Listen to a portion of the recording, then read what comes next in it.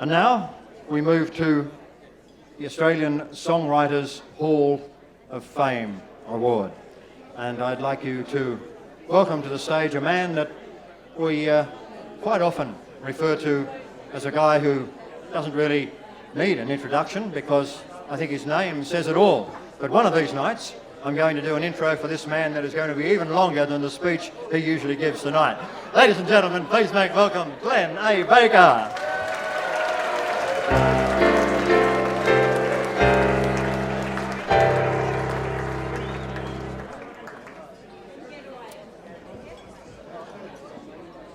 I was ensnared. Denny Burgess, who had led a band that loomed large in my adolescent consciousness, the Throb, rang me one day and asked if I would come along to his Songwriters Awards and induct into its Hall of Fame the most venerable Stevie Wright, George Young and Harry Vanda of the Easy Beats. Only Stevie was on hand to be honoured that night, but it was an offer not possible to refuse. After that, Denny packed me in dry ice and stored me out the back with the beer kegs. And I kept taking my place on this podium each year to induct other mighty tunesmiths. Brewston Neeson Brewster of the Angels, Brian Cadd, Ross Wilson, Steve Kilby, Don Walker, Garth Porter, Kate Sobrano. The thing I came to realise was that this was an honour which songwriters were hugely proud to have presented to them, to have attached to their name, to have on their mantelpiece. This country has a long history of honouring the kings and queens of pop, of honouring hits and chart success, but rarely of recognising the rare and incomparable talent that goes into making all that possible. So here I am again, telling a room of young songwriters that these masters of their craft are the reason popular music exists, the reason it has an incredible hold upon our hearts and imaginations, that while the headlines focus upon the pop stars of any generation, those sometimes ephemeral apparitions would not exist without those in the back room making something glorious out of thin air while the sweat rolls off their brows. Now to get down to the business, and this is the moment where you decide to become very, very quiet. You understand? Quiet and hushed.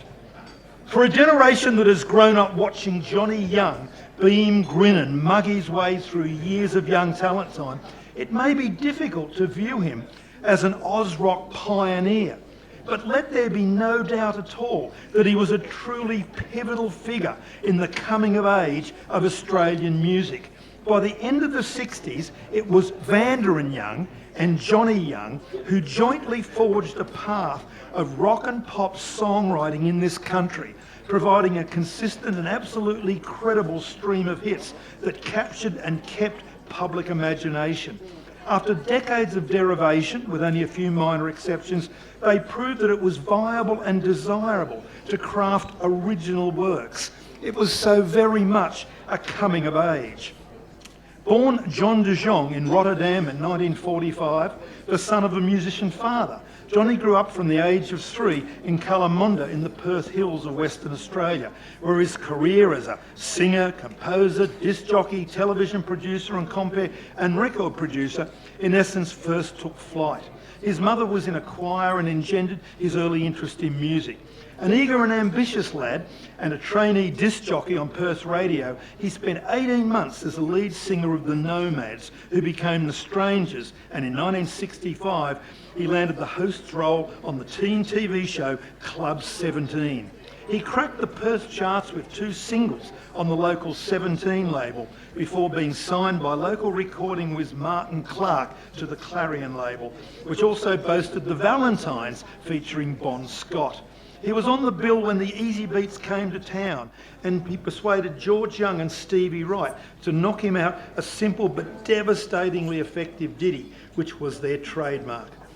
Back with the pounding cover of the Strangelove's Carolyn, Step Back gave Johnny a #1 national hit, one of the biggest of 1966.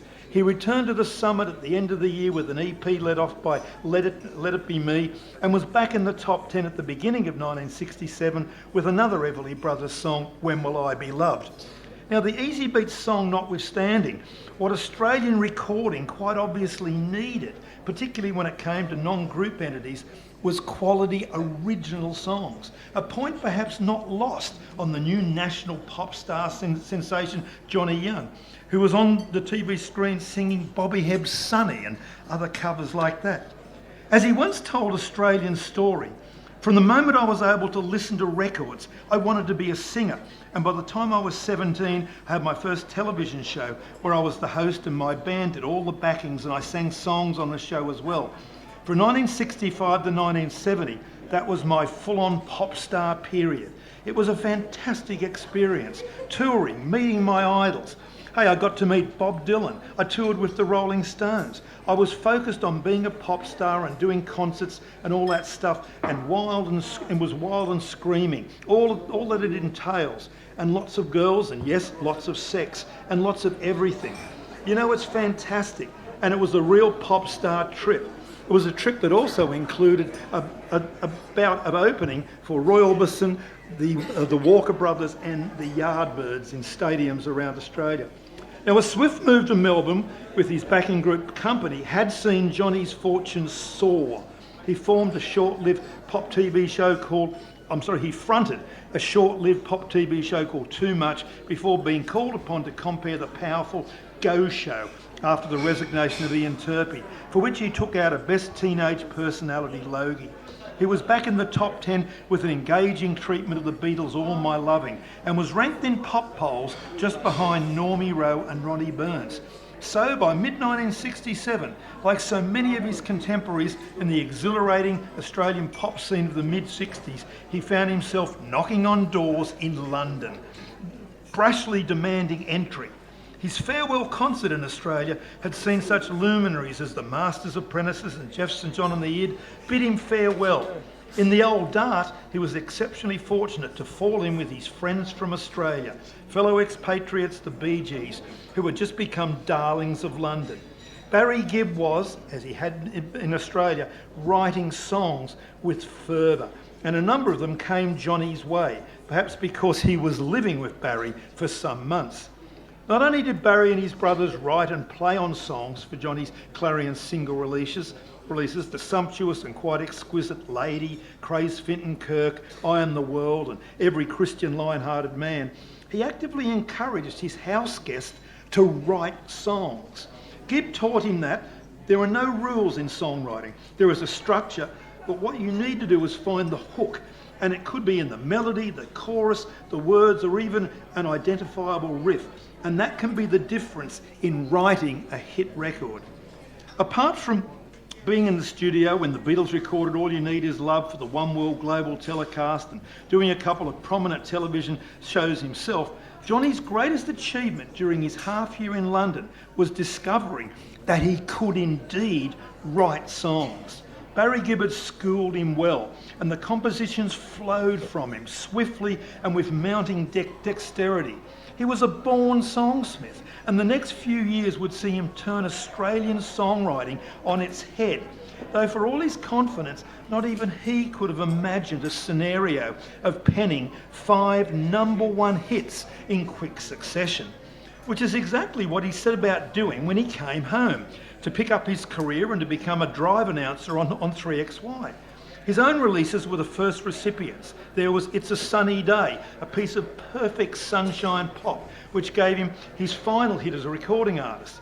Unconscientious Objector, After Dark, Mr. Reagan, Mrs. Willoughby, an epitaph to Mr. Simon Sir, which has quite a story attached, but perhaps not one to be told here.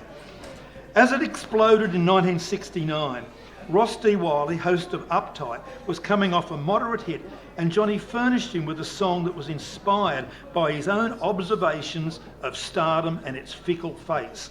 The Star connected powerfully and proved so popular that a touring Herman's Hermits covered it for an internationally released single as Here Comes the Star.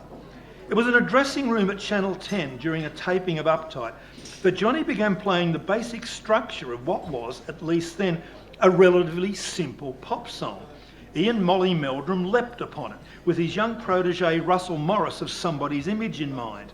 But what he heard in his head was not simple. At his hands, the real thing would become a swirling witch's brew of pop extravagance, complete with Nuremberg rally chants and a nuclear explosion. It featured players from the group and Zoot and was the most complex thing ever heard from an Australian studio. EMI Records was so aghast they tried to wrest it from the control of its mad producer, finally saying they would release it only in Victoria.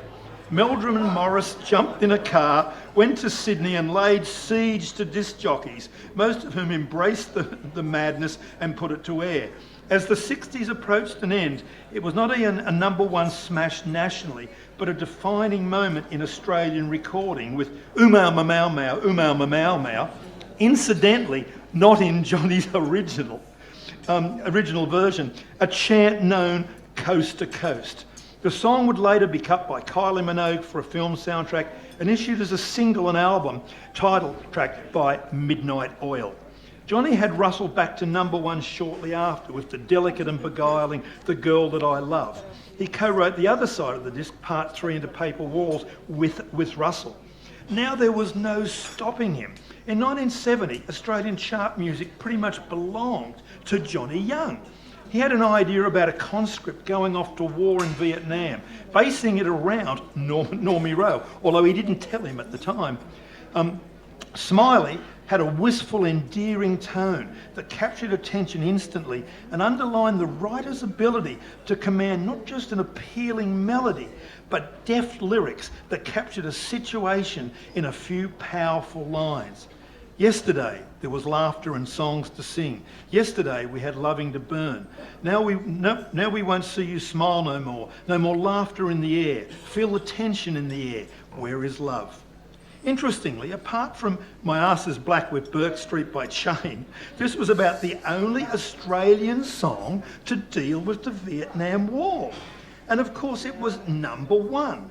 The relationship with Ronnie would go on to include his highly acclaimed Virgo album, for which Johnny wrote every track, some with arranger John Farrar, before he took control Farrar took control of Olivia Newton-John's recording career. The Young Burns Association will give us such fine recordings as Jody, Maggie Mine, The Prophet, Love Song and If I Die. Then we had boxing champ Lionel Rose, who, when asked by Johnny what he wanted to say in a song, thought it should be, graciously, I thank you. And so it was. Another number one, and the first hit by a Koori artist since Jimmy Little's Royal Telephone. It was again arranged by indeed.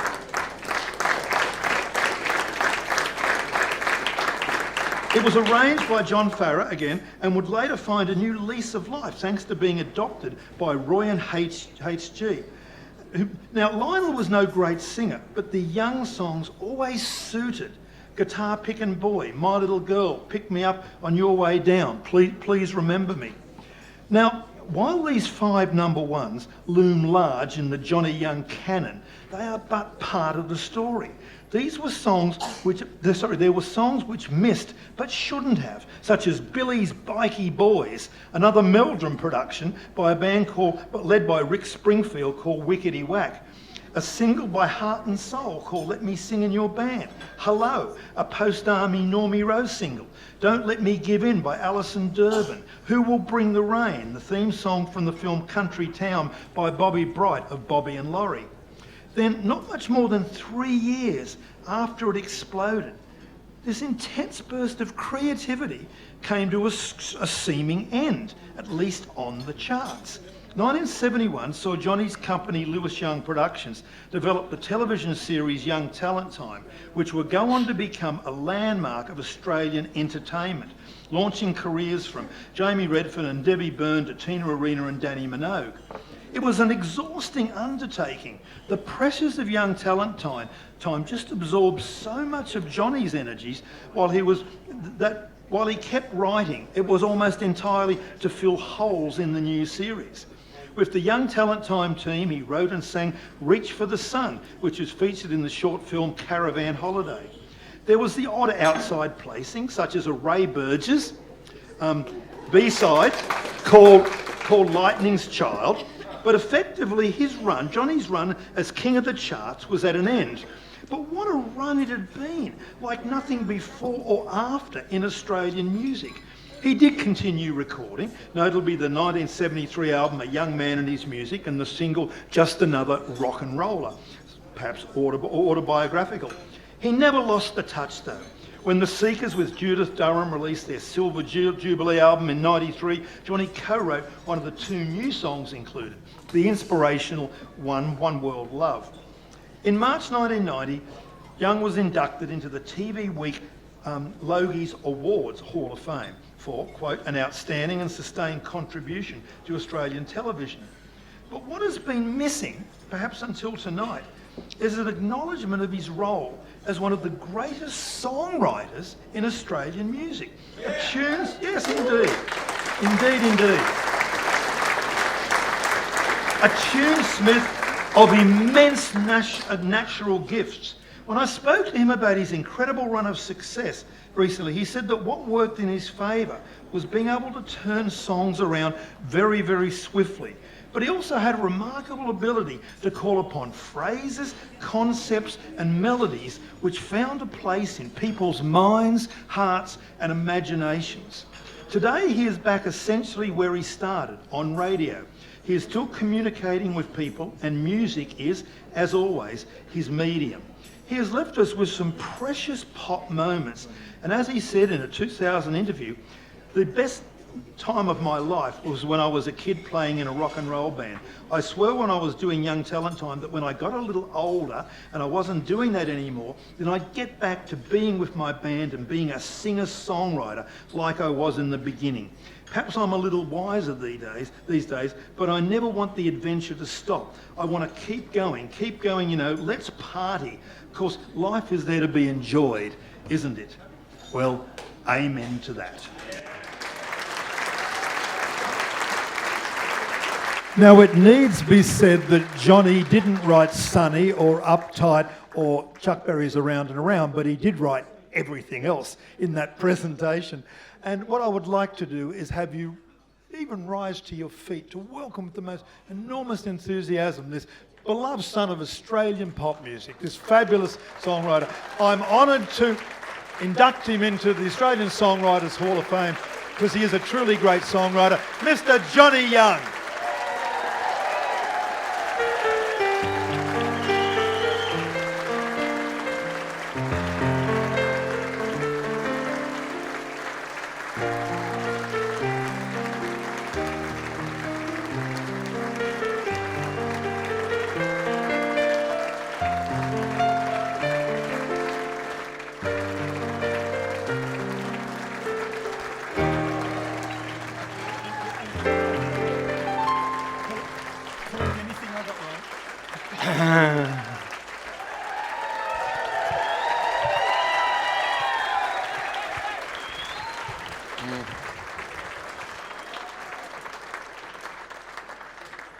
Close your eyes and I'll kiss you.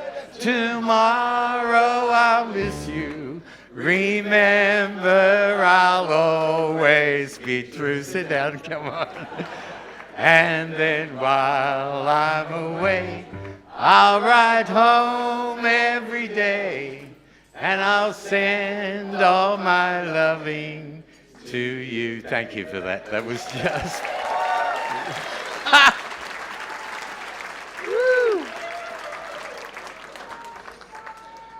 I didn't know I was that good, actually. You know, it's interesting because I sing that song and it's probably the song I'm most identified with, and I didn't write it. Which is... But another writer... Yes, another very famous writer called Paul McCartney did write it for me. I thought that was nice. But the same thing happened to me, you know, because Russell Morris probably had the biggest hit that I've ever written called The Real Thing. And this gorgeous lady sitting next to me at the table, she said, I can't believe that Johnny Young from Young Talent Time wrote The Real Thing. She just couldn't put the two together. And, you know, people often compliment me on writing The Real Thing for Russell Morris, but I believe that Russell Morris is one of the greatest, if not the greatest songwriters in Australia at the moment. Isn't he just totally mighty? 3 big albums and just fantastic. I'm not going to make a long speech. I have to tell you that Brian, two things. Brian Cadd said to me just a couple of weeks ago, those of us who were teenagers in the 60s are the luckiest kids on the block. Yeah? And I was a teenager in the 60s, and, unlike some of the wonderful songwriters that we heard here tonight, we didn't sort of consider ourselves to be songwriters. I just happened to be hanging around Barry Gibb's house, and he'd be sitting there in his lounge room and go, "What do you think of this?" "It's only words, and words are all I have to steal your heart away." "Oh yeah, that's nice, Barry, good." And a few weeks later it'd be number one on the charts. It was like that. And then Ronnie Burns came to me and said, he wanted to do a song about the Vietnam War, and so, but I said, "Oh, okay, and I sat down and wrote it, and that's what it was like. It was unlike Damien, who spends a real lot of time. We were really lucky. We were kids, 1969. God, I was 22. I didn't have a clue about anything. A few joints, few this, few that. Apart from that, it was just let's have a good time. And that's what we did. So that's why I really think, and I'll keep it really short. Glenn, thank you for that wonderful presentation. It was just beautiful. Glenn A. Baker, what a marvellous man. I love you. You're great. I'm inclined to ask you, though, what you thought of Midnight Oil's version of The Real Thing. Well, I loved it because he called me and said, "Look, we want to do The Real Thing," and I changed a few words. I said, "Midnight Oil wants to do one of my songs. I don't care what you do with it." They even called the album The Real Thing. I mean, it was just incredible. And then Kylie Minogue, whose sister was Danny, was with me on Young Talent Time for 7 years. She didn't even know I wrote The Real Thing. She recorded it and featured it in a movie and didn't even know it had anything to do with me. It was just, it's been a hell of a journey. Two things I'd like to say. One, I'm definitely the luckiest kid on the block. Secondly, my wife is my rock. And she's over there. She keeps life real for me, because I'm a kid from the 60s. And if someone's smoking a chuff in the corner, she keeps me away from it. Oh, that's about all I need to say, I think. But, in reality, let me just say this, folks. We're so lucky to be in the music business, aren't we? Don't worry about whether you're going to have number one hit records. Don't worry about, whether you can do a deal with a publishing company. You got to fight for those things. Absolutely, you got to fight for them. You got to go. And I'm tenacious, as Glenn knows. I'm no slouch. I'll go and fight for what I can get. The Real Thing still earns me great money. Subaru keeps playing it on their ads, and they keep sending me checks. It makes me very happy because I wrote it 40 years ago. And so, I'm really lucky. But my wife keeps me real, and my children keep me real. And I lost my son Craig last year to pancreatic cancer, and that was a huge, big challenge for me. You know what I did? I sat down and wrote some songs about it. No one will ever hear them, but I wrote some songs about it. So, in conclusion, if you want to be a songwriter, do it for the art. Do it for the art, do it for the balls in it, do it for the expression you want to make with your life. And if you're lucky, like I've been, and get some wonderful people to record your songs, or if you're talented enough to record them yourself, good luck to you. But always, do it from your heart, give it the power, give it real meaning. And, make it count for something, make it an expression. It's like writing a book, you write a book. You probably never get it published, but it's a wonderful experience to do it. And when I write my book, good night, Australia.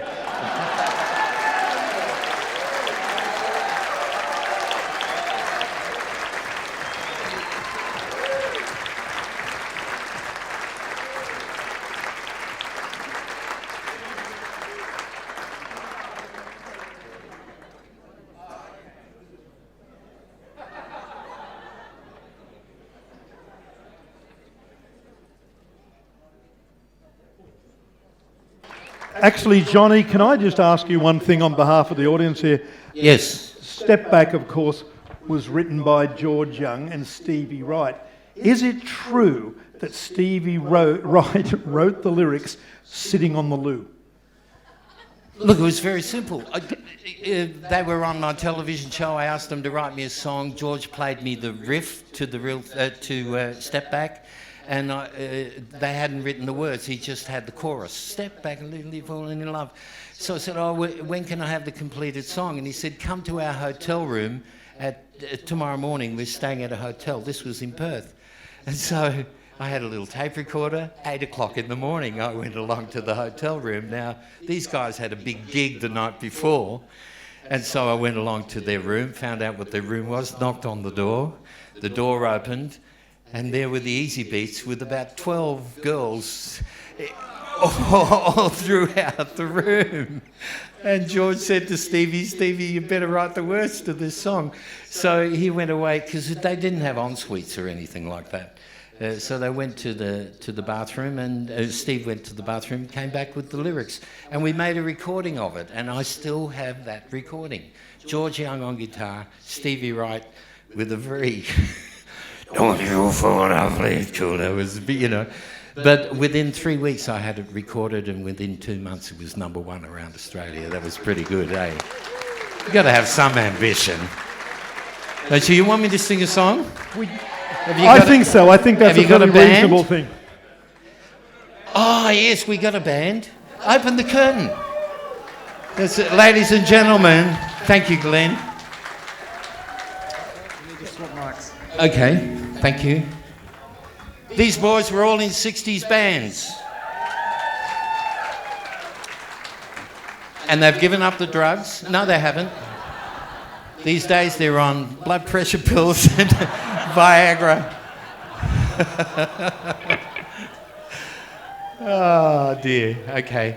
Well, we haven't had much of a run with this, but this is a couple of songs. The song Smiley that I wrote, it was arranged for the record by the fabulous John Farrar, who Glenn mentioned before, one of Australia's greatest, who wrote Hopelessly Devoted to You for Olivia and a whole bunch of other songs. He did the arrangement for this for the record. We're going to do the simple arrangement I did when I wrote it for a song that I wrote for Ronnie Burns. It's called Smiley. Now there's a background to this, because Ronnie came to me and said, "I'd like you to write a song about the Vietnam War," and I had no experience except for Normie Rowe. Now you all know Normie Rowe, right?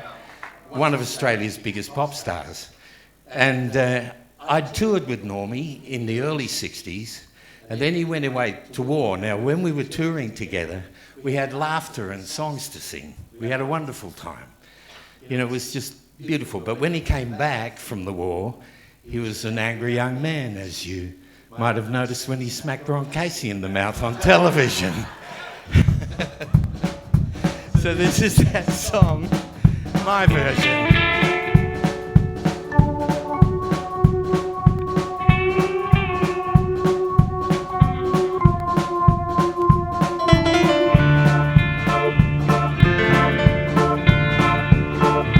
Smiley, you're out in the world today.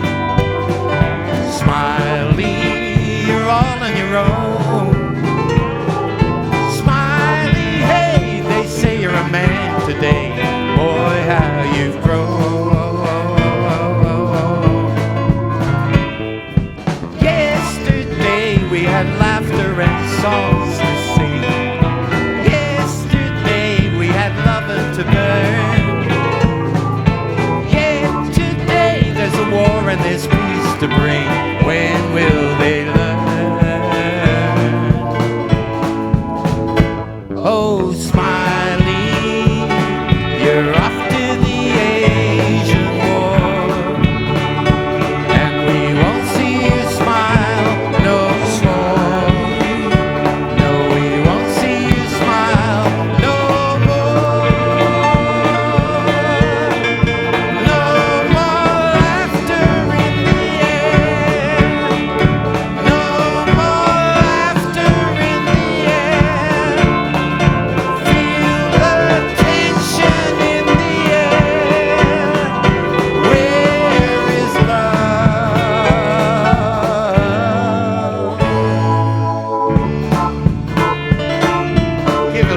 feet clap.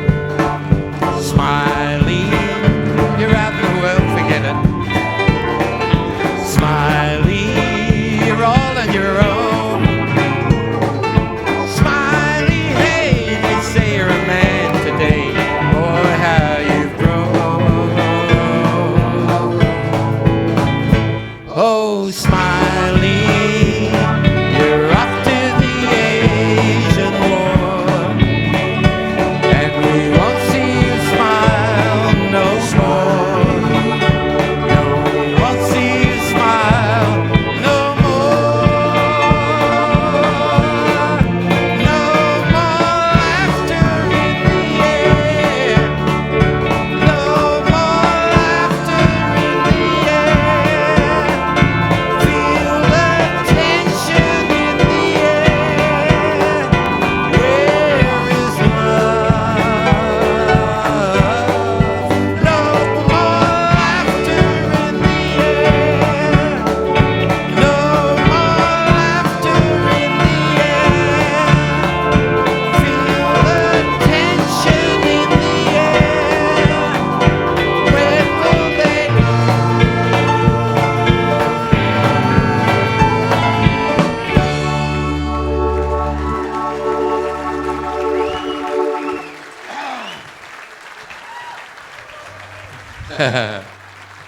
My wife said to me, "Did you do your practice this morning?"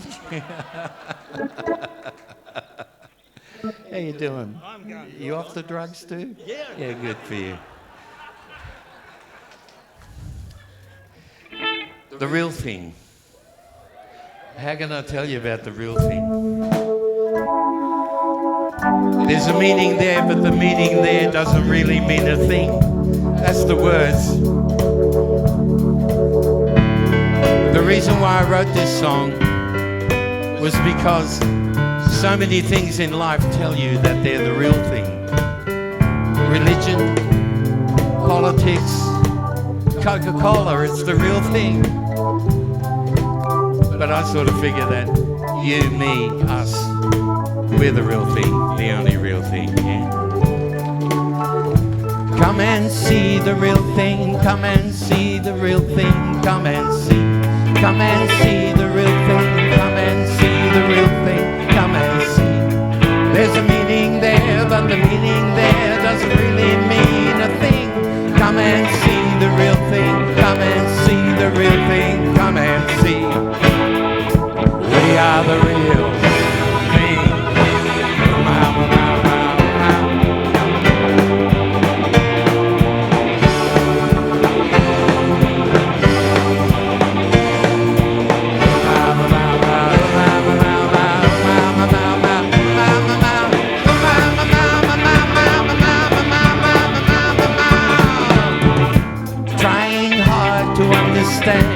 Really not you're seeing me. Trying hard to understand, but really you're not seeing me. There's a meaning there, but the meaning there doesn't really mean a thing. Come and see the real thing. Come and see the real thing. Come and see. You are the real thing.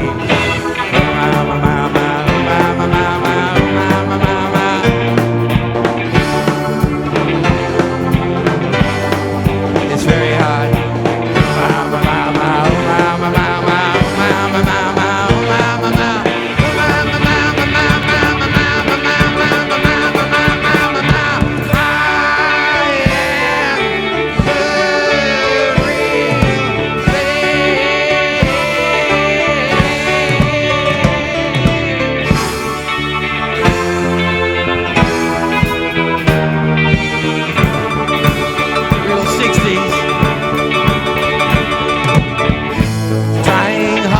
Understand, but really you're not seeing me.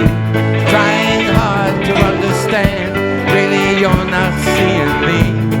There's a meaning there, but the meaning there, but really mean a thing. Come and see the real thing, come and see the real thing, come and see. I am the real thing.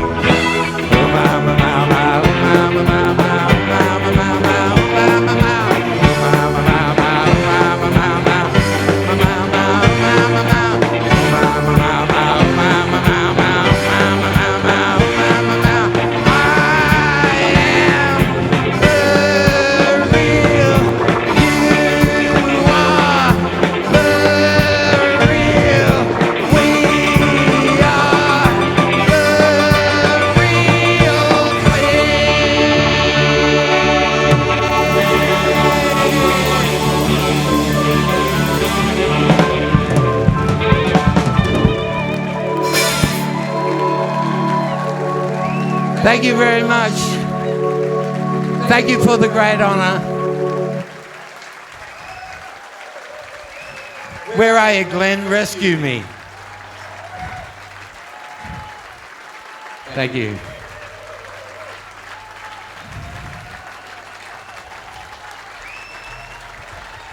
I thought I'd let you just soak up some of the affection, Johnny. Soak up some of the affection. We love him dearly, do we not? Fabulous songs from a lovely man. Thank you. I think, can he sit down now? Yeah, I think so.